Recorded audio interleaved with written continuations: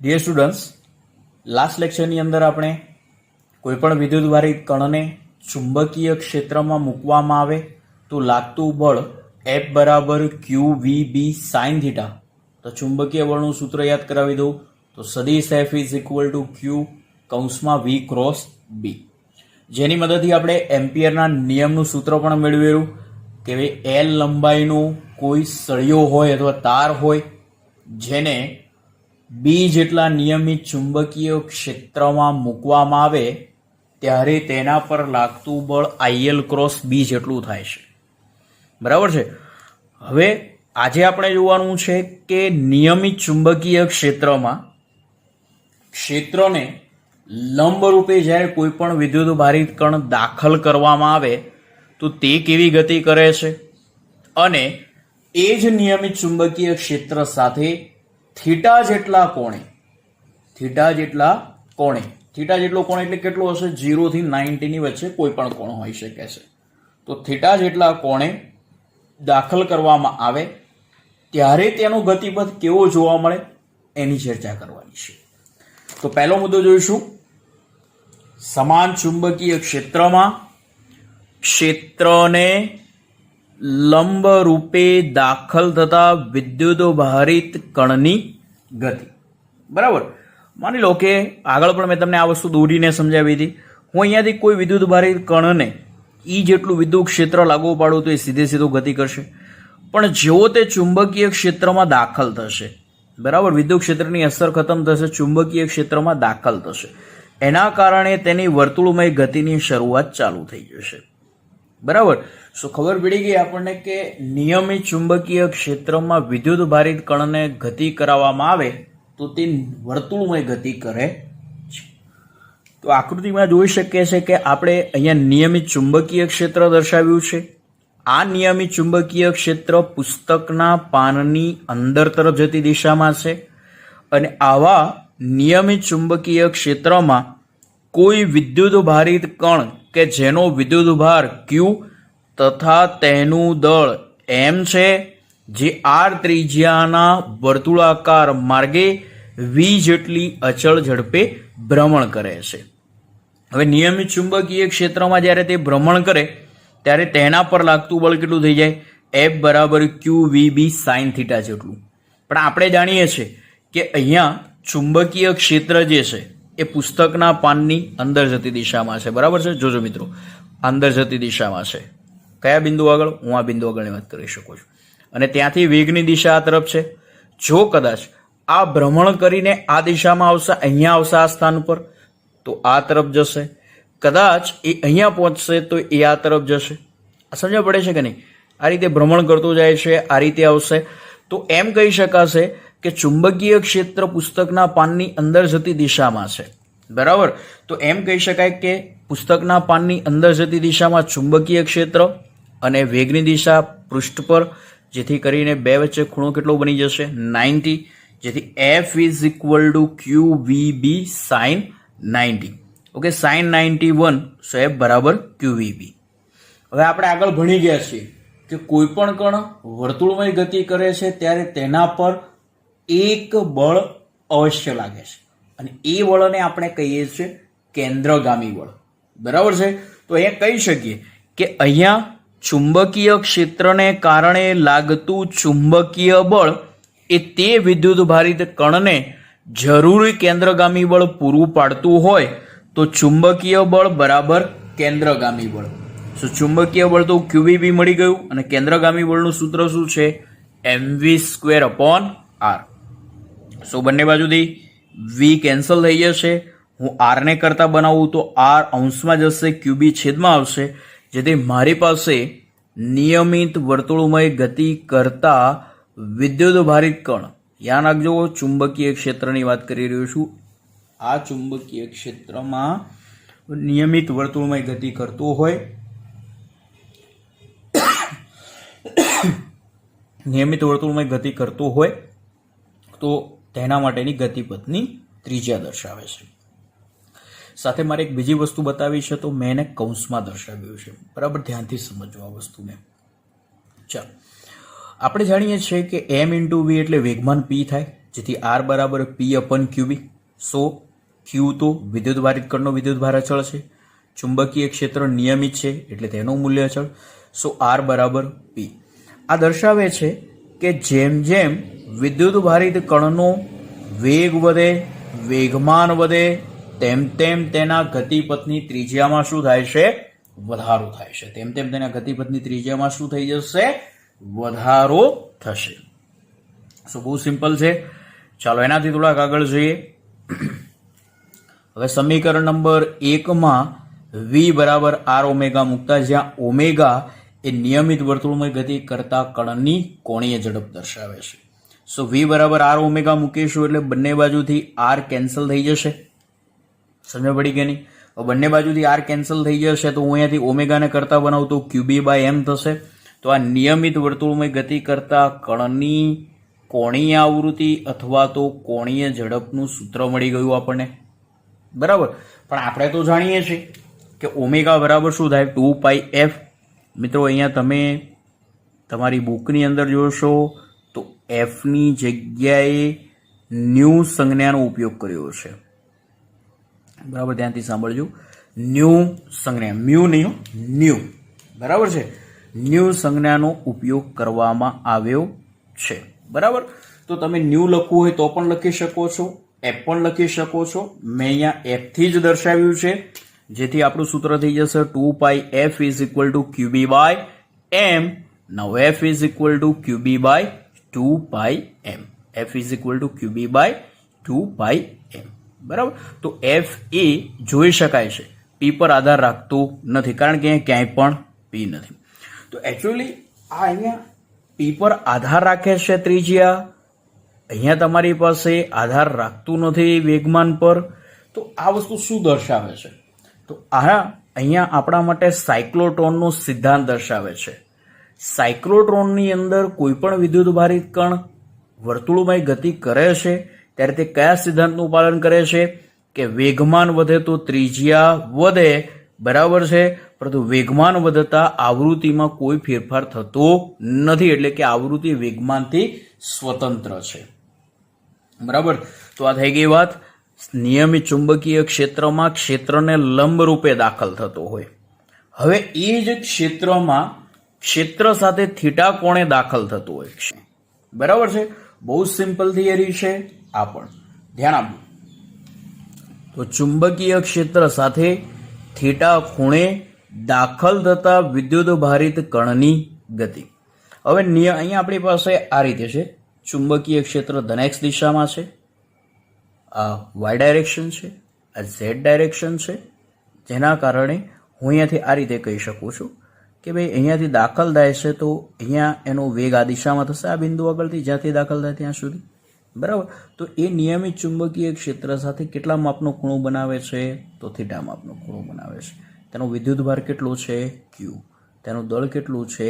એમ. જે મેં અહીંયા બતાવ્યું છે એ જ વસ્તુ હું ફરી બતાવું છું તમને. બરાબર. સમજો હવે આખી થિયરીને.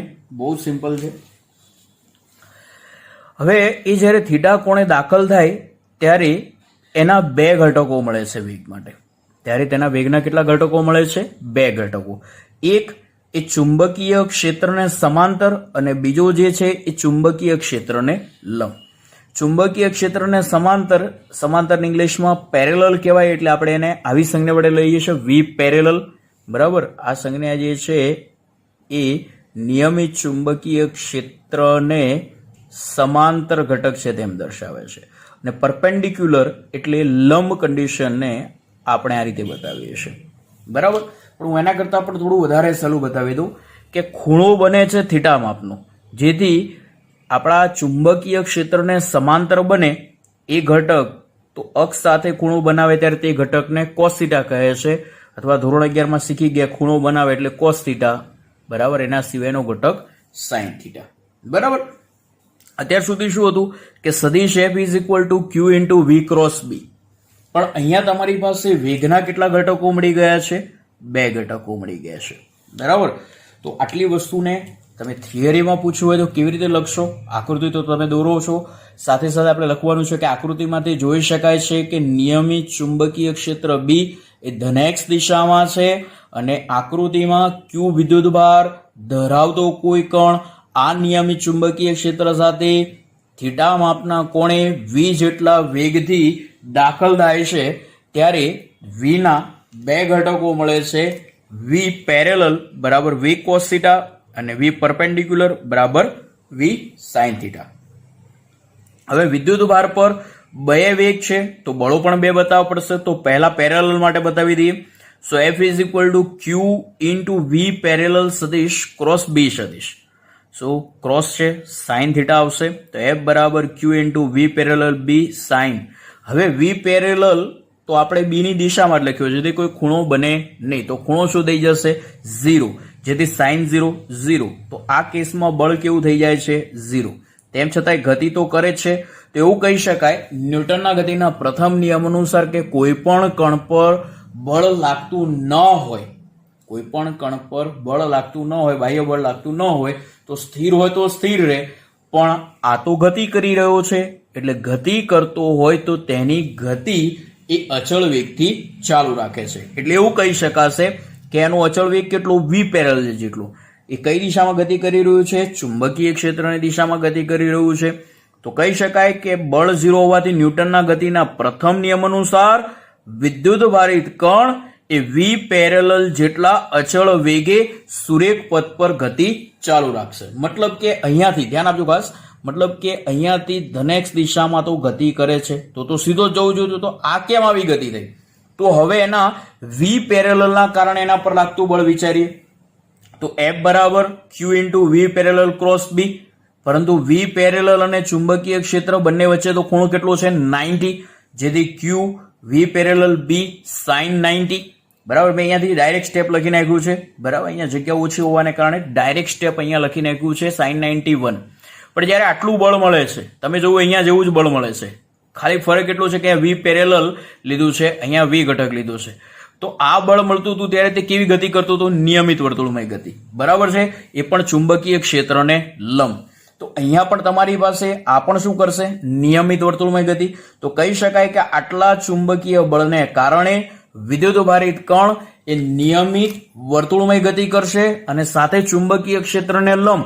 તો ચુંબકીય ક્ષેત્ર x માં હોય તો તે કયા સમતલમાં લંબ રૂપે ગતિ કરશે? તો yz સમતલને લંબ રૂપે. એટલે આપણે આ રીતે કહી શકીએ, જરા ધ્યાનથી જોજો કે આ દિશા તમારી B ની દિશા છે. ઓકે, હવે અહીંયાથી તમારી પાસે તમે જોઈ ગયા કે V પેરેલલના કારણે વિદ્યુત ભારિત કણ તો આ દિશામાં આવી જ રહ્યો છે, વિદ્યુત ભારિત કણ તો આ દિશામાં આવી જ રહ્યો છે બરાબર. સપોઝ આ વિદ્યુત ભારિત કણ છે તો એ સુરેખ દિશામાં તો આના કારણે આવી રહ્યો છે. હવે V પેરેલલના કારણે સુરેખ દિશામાં, સાથે સાથે શું થાય છે કે V લંબના કારણે તે વર્તુળમય ગતિ કરતું હોય, જેના કારણે તે વર્તુળમય ગતિ કરે ત્યારે એક વર્તુળ પૂરું કરે ત્યારે સુરેખ ગતિના કારણે એ સહેજ આગળ ધકેલાય.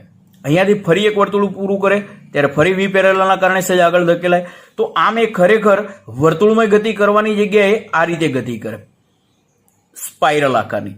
સમજ પડે છે કે નહીં? સ્પાઇરલ આકારની ગતિ કરશે બરાબર. એટલે અહીંયાથી પરિસ્થિતિ આવી થશે કે એ V લંબના કારણે વર્તુળમય ગતિ કરશે, નિયમિત ચુંબકીય ક્ષેત્રને લંબ. પણ જેવું એક વર્તુળ પૂરું કરવા જશે ત્યારે ત્યાંથી V પેરેલલના કારણે તે થોડું આગળ ધકેલાશે, ફરી એક વર્તુળ પૂરું કરશે, ફરી એક વર્તુળ આ રીતે પૂરું કરશે. તો આ રીતે ગતિ થતી જશે.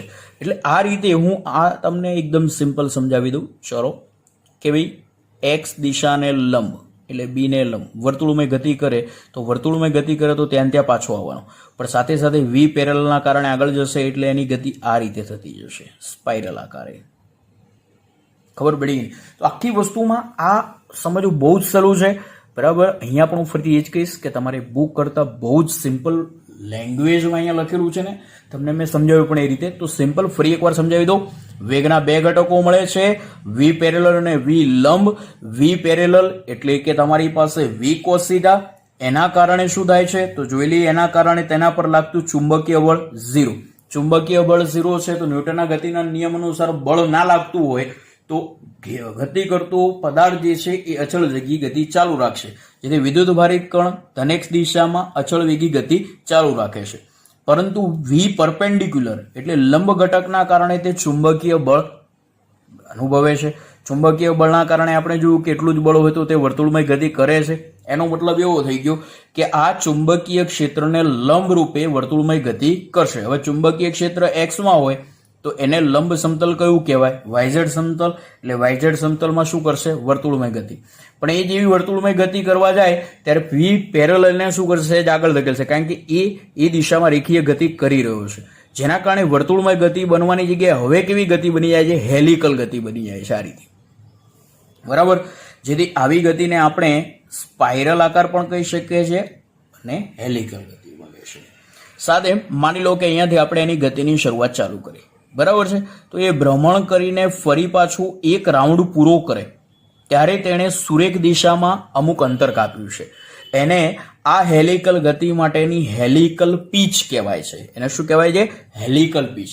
સાથે એણે આ એક રાઉન્ડ પૂરું કર્યું તો આપણે જાણીએ છીએ કે એક વર્તુળ પૂરું કરે ત્યારે લાગતો સમય તેના આવર્તકાળ જેટલો હોય છે, બરાબર. તો એનો મતલબ એવો થઈ ગયો કે આ દિશામાં એનો વેગ થઈ ગયો v પેરેલલ, સાથે એનો સમય થઈ ગયો કેપિટલ T, અને કાપેલું અંતર એ d બરાબર મારી પાસે શું લેવાનું? પીચ છે એટલે p, બરાબર. તો સમજો આ વસ્તુ, બરાબર છે. આ વસ્તુ તમારે મેં પહેલા એટલા માટે નથી લખેલી કે અહીંયા આપણે એ જોવાનું છે. તો વ્યાખ્યા શું બને હેલિક્સની પીચની? કે સદિશ બી માં હેલિકલ માર્ગે ગતિ કરતા વિદ્યુત ભારિત કણે, હેલિકલ માર્ગે ગતિ કરતા વિદ્યુત ભારિત કણે ચુંબકીય ક્ષેત્રની દિશામાં કાપેલ સુરેખ અંતર, બરાબર છે. તો એ સુરેખ અંતરને શું કહેવાય? હેલિક્સની પીચ. ફરી એકવાર, સદિશ બી માં ચુંબકીય ક્ષેત્ર બી માં હેલિકલ માર્ગે ગતિ કરતા વિદ્યુત ભારિત કણે એક પરિભ્રમણમાં ચુંબકીય ક્ષેત્રની દિશામાં કાપેલ સુરેખ અંતરને હેલિક્સની પીચ કહે છે. સૂત્ર થઈ જાય, એ દિશામાંનો વેગ છે v પેરેલલ, જેને આપણે અચળ વેગ કીધો છે. અચળ વેગ હોય તો આપણું સીધું સૂત્ર છે ઝડપ બરાબર અંતર ભાગ્યા સમય. તો અંતર p બરાબર ઝડપ ગુણ્યા સમય. તો v પેરેલલ એટલે તો v cos θ આવી ગયું આપણી પાસે, અને t તો આવૃત્તિનો વ્યસ્ત કરો તો તમારું સૂત્ર શું થઈ જશે? 2πm/q. એટલે તમારી હેલિક્સની પીચનું સૂત્ર થઈ જાય 2πm v cos θ/qb. તો આ તમારું સૂત્ર થઈ ગયું. સો બહુ જ સિમ્પલ થિયરી છે. ચાલો હવે એના પછી થોડા આગળ જઈએ આપણે, અને આના કરતા પણ એક બહુ જ સહેલી થિયરીને જોઈએ. આપણે એકવાર બરાબર ધ્યાનથી આ થિયરીઓ જોજો. ચાલો હવે એના પછી આપણે જોઈશું માસ સ્પેક્ટ્રોમીટરનો સિદ્ધાંત, અથવા વેગ પસંદગીકારની સમજૂતી આવું પૂછાય તો પણ આ થિયરી રહેશે. કેમ વેગ પસંદગીકાર આ શબ્દ વાપર્યો છે તો એ પણ આપણે જોઈશું, બરાબર છે. ચલો ધ્યાન આપજો. અહીંયા આપણી પાસે કોઈ વિદ્યુત ભાર છે. આ વિદ્યુત ભારને વિદ્યુત ક્ષેત્ર અને ચુંબકીય ક્ષેત્રની સંયુક્ત અસર હેઠળ v જેટલા વેગથી ગતિ કરાવવાની છે. હવે મિત્રો આપણે તો જાણીએ છીએ કે જો વિદ્યુત ક્ષેત્રની અસર હશે અને ચુંબકીય ક્ષેત્રની અસર હશે તો તે વિદ્યુત ભાર પર લોરેન્ટ્ઝ બળ લાગે, અને લોરેન્ટ્ઝ બળનું સૂત્ર શું થઈ જશે? સદિશ F = Q × E + V × B. જોઈ શકાય છે કે વિદ્યુત ક્ષેત્ર ધન y દિશામાં છે, ચુંબકીય ક્ષેત્ર ધન z દિશામાં છે, અને બંને એકબીજાને કેવા છે? લંબ છે. હવે આપણે જાણીએ છીએ કે કોઈ પણ વિદ્યુત ભારને વિદ્યુત ક્ષેત્રમાં મૂકવામાં આવે તો તેના પર લાગતું બળ Q × E થશે. Q ને E માં મૂકતા લાગતું બળ. અને એ પણ આપણે જોઈ શકીએ કે વિદ્યુત ક્ષેત્ર y દિશામાં છે, તેથી y દિશામાંનો એકમ સદિશ શું થાય? j caret. સો પોઝિટિવ છે એટલા માટે +j કેરેટ લખી નાખ્યું. ચાલો હવે સદિશ બી એ z દિશામાં છે, બરાબર. હવે કોઈ પણ વિદ્યુત ભારને ચુંબકીય ક્ષેત્રમાં મૂકો તો તેના પર ચુંબકીય બળ FB = Q × સદિશ V × B, બરાબર. ચલો v કઈ દિશામાં છે? ધન x દિશામાં. એટલે તમે શું લખવાના અહીંયા? vi કેરેટ, બરાબર. બી કઈ દિશામાં છે? ઝેડ દિશામાં. એટલે તમે શું લખવાના અહીંયા? બી કે કેરેટ. સો વીઆઈ કેરેટ ક્રોસ બી કે કેરેટ. તો ક્યુ વી બી એમ ને અને આઈ ક્રોસ કે. મિત્રો યાદ કરો સદિશ ગુણાકારના ગુણધર્મ. આઈ ક્રોસ કે ભૂલી ગયા હોય તો આ યાદ કરજો. બરોબર છે. આપણે જોઈએ છે આ એટલે વિષમ ઘડીમાં માઇનસ આવે અને આ બેનું ધ્યાન આપજો. બેની લડાઈમાં ત્રીજો ભાવ યાદ આવ્યું કે નહીં? તો જે કેરેટ આવશે તો માઇનસ જે કેરેટ. ચાલો તો સમીકરણ અને 2 અને 3 જે છે આ બંને સમીકરણોમાં તમે જોઈ શકો છો કે એફઈ એ કઈ દિશામાં દેખાય છે? ધન વાય દિશામાં. પછી માઇનસ જે કેરેટ એટલે આ કઈ દિશામાં હશે? ઋણ વાય દિશામાં. બરોબર. જો આપણે એમ કહી શકીએ કે અહીંયા ધ્યાન આપજો ખાસ ઈ અને બીમાં એવા મૂલ્યો આપણે પસંદ કરી લઈએ, વિદ્યુત ક્ષેત્ર અને ચુંબકીય ક્ષેત્રના એવા મૂલ્યો પસંદ કરી લઈએ કે આ બંને બળો કેવા થઈ જાય? સમાન મૂલ્યના. પરસ્પર વિરુદ્ધ દિશામાં તો છે જ, સમાન મૂલ્યના પણ થઈ જાય. તો સમાન મૂલ્યના અને પરસ્પર વિરુદ્ધ દિશામાં ના હોય તો પરિણામી બળ શું થાય? 0. અને પરિણામી બળ 0 થતા આપણને વેગનું જે સૂત્ર મળે છે એના કારણે આ થિયરમને વેગ પસંદગીકાર પણ કહેવામાં આવે. કેમ? કારણ કે ઈ અને બી ના આપણે મૂલ્યો પસંદ કર્યા, પરિણામી બળ 0 થાય એ માટે, એટલા માટે પસંદ કર્યા એટલે પસંદગીકાર કર્યું.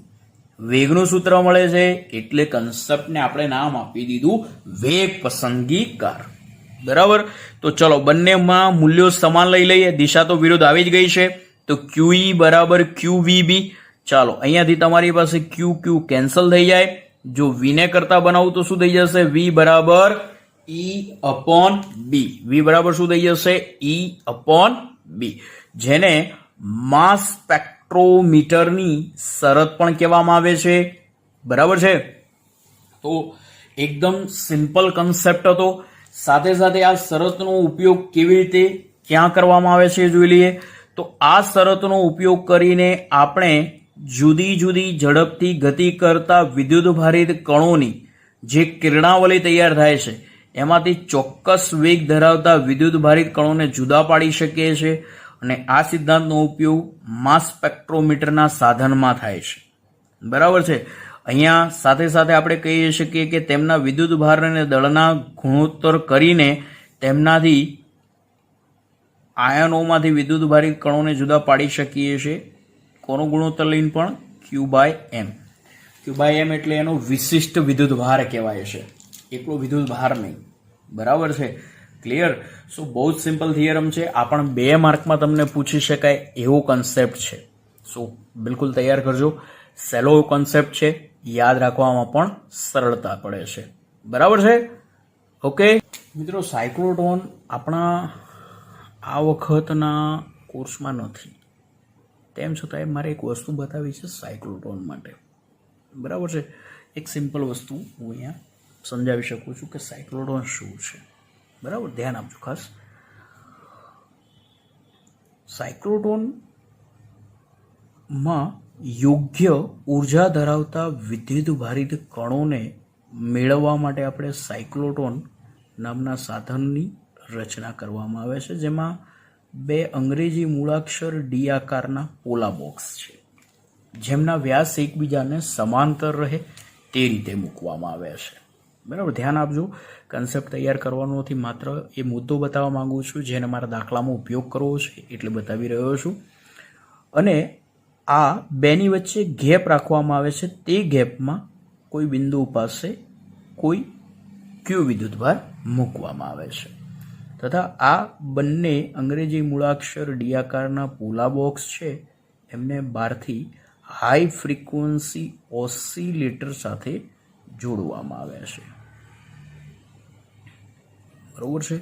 હાઈ ફ્રીક્વન્સી ઓસિલેટર સાથે જોડવામાં આવે છે અને આ સમગ્ર રચના જે છે એને એક બંધ બોક્સમાં મૂકવામાં આવે છે, જેના કારણે જેના જો શૂન્યાવકાશી ચેમ્બર કહી શકાય છે. ને કેમ આવું કહે છે એ બી સમજાવું. એટલા માટે કે જ્યારે કોઈ પણ કણ વર્તુળમય ગતિ કરતો હોય તો બહાર હવાના કોઈ કણ સાથે અથડાઈને તેનો ગતિપથ બદલાય નહીં, એ માટે આખી રચનાને આ રીતે શૂન્યાવકાશિત ચેમ્બરમાં મૂકવામાં આવે છે. બરાબર છે, સમજ પડી કે નહીં? હવે કોઈ વિદ્યુત ભાર છે, એને જો કંઈક વેગમાન હોય તો આપણે આગળ જોઈ ગયા છીએ આર ચલે છે પી, તો જેમ વેગમાન હશે એટલી ત્રિજ્યાવાળું વર્તુળ બનાવવાનો પ્રયાસ કરશે. શરૂઆતમાં આપણે હાઈ ફ્રીક્વન્સી લઈએ છીએ, તો હાઈ ફ્રીક્વન્સી ઓસિલેટરનો મતલબ શું છે? અહીંયા એસી ફ્રીક્વન્સી આપેલી છે. એસી ફ્રીક્વન્સીના અથવા એસી વોલ્ટેજમાં એક અર્ધચક્ર દરમિયાન ધન હોય, ધ્યાન આપજો ખાસ, તો બીજો છેડો ઋણ રહેશે. જેવું અર્ધચક્ર પૂરું થશે તેમના વિદ્યુત સ્થિતિમાન બદલાઈ જશે. માની લો કે ડી છે, ડીસ કહી શકાય, બરાબર, એટલે આપણે D1 લઈ લઈએ છીએ અને D2 લઈ લઈએ છીએ. બરાબર છે, તો શરૂઆતમાં ધારો કે આ માઇનસ છે, ધ્યાન આપજો ખાસ, આ માઇનસ લઈ લઉં છું, ઋણ સ્થિતિમાન છે, તો આનું ધન સ્થિતિમાન હશે, તો એના તરફ આકર્ષાશે ધન વિદ્યુતભાર, અને જેટલું વેગમાન છે એટલી ત્રિજ્યાનું વર્તુળમય બનાવશે. ફરી પાછું જ્યારે ગેપમાં આવશે ત્યારે ફરી એને થોડું વેગમાન મળશે, એટલે પહેલાં કરતાં વેગમાન વધ્યું એટલે પહેલાં કરતાં ત્રિજ્યા વધશે. બરાબર, હવે બીજું અર્ધચક્ર છે, અર્ધચક્ર પૂરું થાય એટલે આ ઋણ આવી જશે, આ ધન થઈ જશે, જેથી આ અર્ધચક્રમાં એ આ રીતે ગતિ કરશે અને પહેલાં કરતાં મોટું વર્તુળ બનાવીને પાછો ક્યાં આવી જશે? ગેપમાં. બરાબર, ગેપમાં આવશે એટલે ફરી વેગમાન મળશે, ફરી ત્રિજ્યા વધશે, જેના કારણે તે આ રીતે વર્તુળમય. આમ જેમ જેમ તે ગતિ કરતો જાય છે ત્યારે તે અંદર સ્પાઇરલ આકારની ગતિ જોવા મળે છે. બરાબર, અને જ્યારે પરિઘ પર આવે છે ત્યારે તેને મહત્તમ ઉર્જાવાળો વિદ્યુતભાર બની ગયો હોય તો એને એના માર્ગમાં બહારથી, ધ્યાન આપજો ખાસ, એના માર્ગમાં બહારથી એક્સટર્નલ ફિલ્ડ ફોર્સ લાગુ પાડવામાં આવે છે. ચુંબકીય ક્ષેત્ર, બાહ્ય ચુંબકીય ક્ષેત્ર લાગુ પાડી એના ગતિ માર્ગને ફંટકાવવામાં આવે છે અને કોઈ ચોક્કસ ટાર્ગેટ પર લઈ જવામાં આવે છે. આમ ખૂબ જ ઊંચી ઉર્જા ધરાવતો આવું કણ મળે છે. તો એની ઉર્જા કેટલી હોય છે? તો ગતિ કરે એટલે સ્વાભાવિક છે ગતિ ઉર્જા રહેવાની. બરાબર, સો 1/2 m v બરાબર શું થઈ જશે? તો આપણે જાણીએ છીએ R is equal two mv/qb, કારણ કે જે પણ ત્રિજ્યા મળે છે એનું સૂત્ર છે. બરાબર, તો એમાંથી v ને કરતા બનાવો તો શું થઈ જાય? qbr/m નો હોલ સ્ક્વેર, જેથી 1/2 m q² b² r²/m². સો એક m કેન્સલ થઈ જશે, જેથી ગતિ ઉર્જાનું સૂત્ર શું મળી જશે? q² b² r²/2m.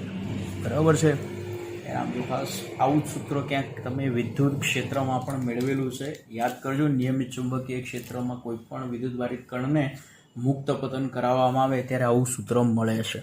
બરાબર, તો આનો આપણે ઉપયોગ કરીશું. ક્લિયર?